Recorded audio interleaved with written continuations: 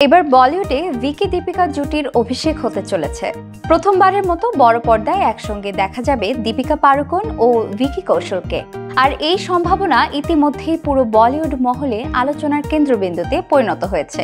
দীপিকা প্রায় প্রতিদিনই নতুন চমক দিয়ে দর্শককে মন্ত্রমুগ্ধ করেন, আর এবার তার নাম জড়াচ্ছে পরিচালক অমর কৌশিকের বহু প্রতীক্ষিত পৌরাণিক মহাকাব্যিক সিনেমা মহাবতার এর সঙ্গে।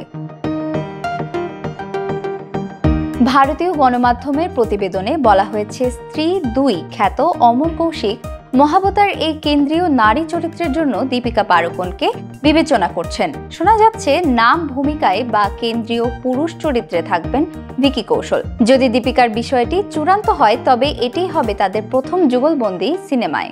এর আগে তাদের বিজ্ঞাপনে একসঙ্গে দেখা গেলেও বড় পর্দায় স্ক্রিন শেয়ার করা হয়নি।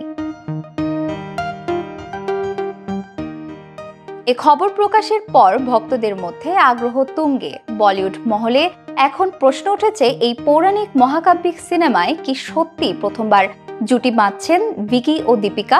তাদের স্ক্রিনে এক ফ্রেমে উপস্থিতি শুধু নতুন যুগলবন্দি হিসেবে নয়, বরং সিনেমায় গল্প চরিত্রের গভীরতা বাড়াবে বলে আশা করা হচ্ছে। অমর কৌশিকের পরিচালনায় মহাবতার সিনেমাটি ইতিমধ্যেই দর্শক ও সাংবাদিকদের কৌতূহল জাগিয়েছে।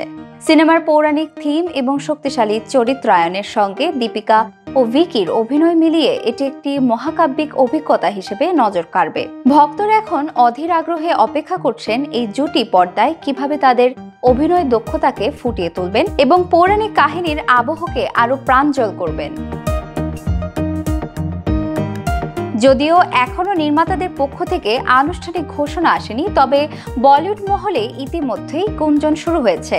সময়ের সঙ্গে সঙ্গে জানা যাবে দীপিকা ও ভিকি কাপুরের প্রথম যুগলবন্দি কতটা শক্তিশালী এবং মহাবতার কতটা সাফল্য অর্জন করবে।